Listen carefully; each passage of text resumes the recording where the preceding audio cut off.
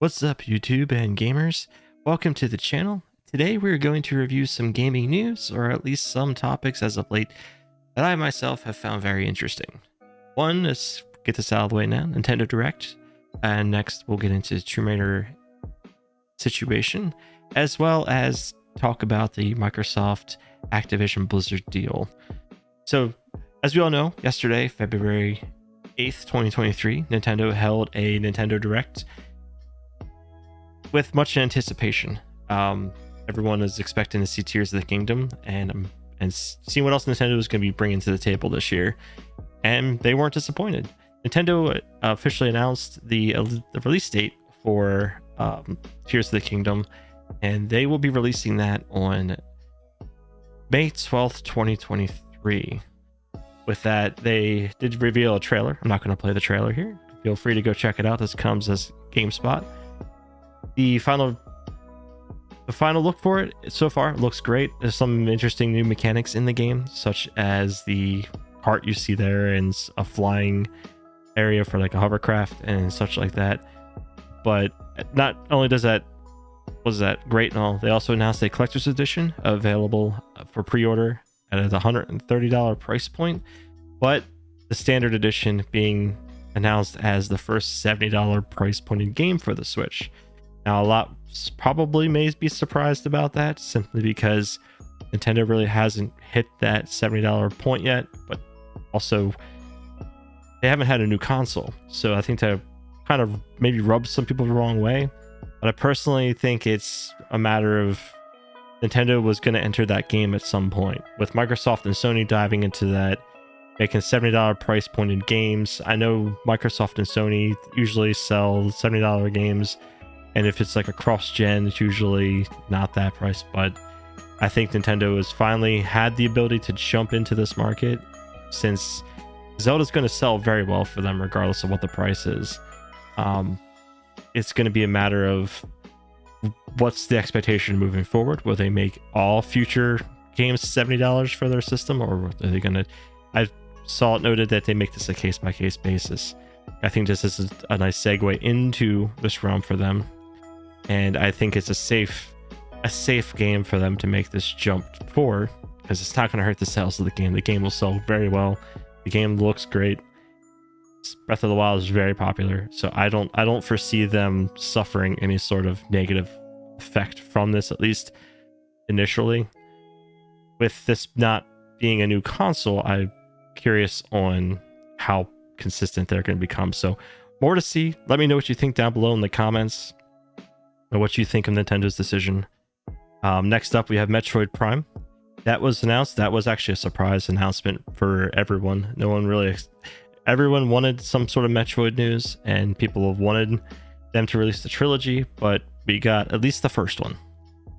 Great game, and even bigger surprise, it was announced available as of yesterday, the 8th, digitally, with the physical copies coming February 22nd, 2023. It's a great game. I have very fond memories of this from the GameCube. If you haven't checked it out, definitely go check this out. Some other announcements, I'm not really familiar with this one, but there was Advanced Wars 1 and 2 Reboot Camp. Pikmin 4 release date and trailer. Pikmin 4 is due out July 21st, 2023. Again, not really into Pikmin, but I know it has definitely has a strong fan base for it. The next surprise for me was Nintendo Switch, Game Boy, and Game Boy Advance announcements, with Game Boy Advance being available via the Game Pass expansion, and Game Boy being available via standard. This brings a bunch of new games a bunch of retro games to the table for their ever-expanding Nintendo Online service. You get games such as Mario Land 2, Tetris, Zelda Link's Awakening DX, and several others. I think Zelda Minish Cap is included in there, as well as some Game Boy Advance titles, Super Mario Advance 4, WarioWare, and Mega Micro games, and several others in there as well, such as Fire Emblem and Mario and Luigi Superstar Saga. Definitely a nice addition. Game Boy Advance, I think, has some great games, and I'm looking forward to see what they have to add to their collection and how they move forward with their selection of games. Next up was Octopath Traveler 2 with a new trailer and also a demo announcement for February 24th, 2023. If you haven't checked it out, definitely check it out. The first game was good. If you're a fan of the turn-based Super NES, like retro style RPG, definitely worth checking out from Square Enix. Next up, they announced some Splatoon 3 DLC, Samba de Amigo, Party Central. I'm not really familiar with this one. I'm sure there's some out there. It looks like a dance style game, so interested to see what that's all about. Next up, Tomb Raider. So as we all know, Tomb Raider has been working with Crystal Dynamics.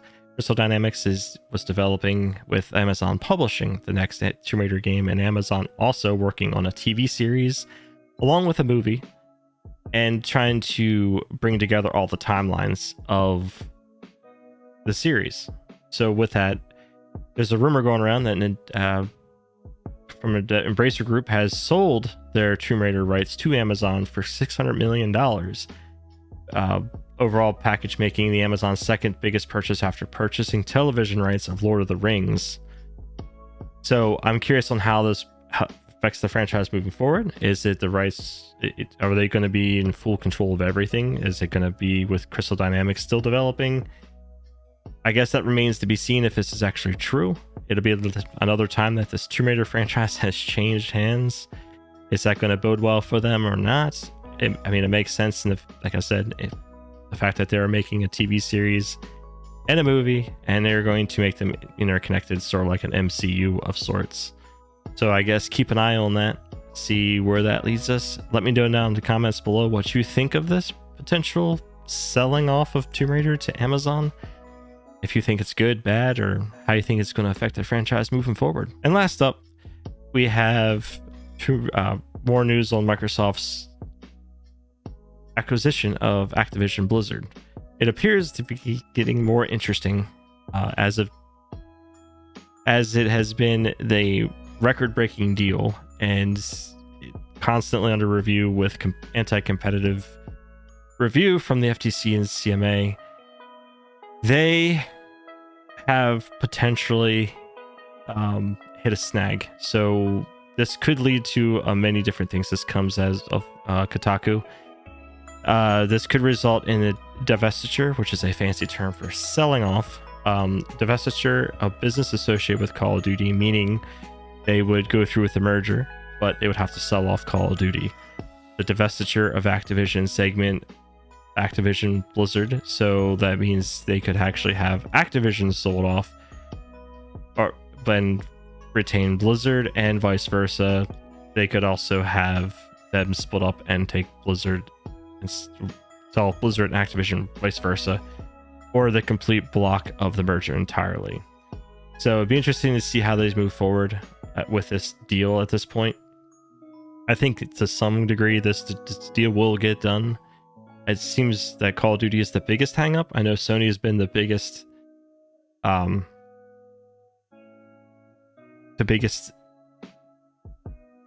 voices as far as it goes with Call of Duty. I'm thinking in general, Microsoft has sworn up and down to keep Call of Duty on PlayStation platforms, but I guess we'll have to keep an eye on this as it moves forward. But that is currently where that is sitting. But anyway, let me know what you think down in the comments down below about this Microsoft acquisition, and if you think it's going to go through, or if you think that Sony's going to win this case and block this entirely. But that'll do it for this episode. Don't forget to like, subscribe to the channel for more, and let me know what you think in the comments down below in general. You can also catch me live streaming on Twitch, also link in the description below. I stream typically Sunday, Monday, Tuesday, Fridays, and Saturdays. Come check me out. Let's talk about games and gaming news, and I hope to see you there. Thanks.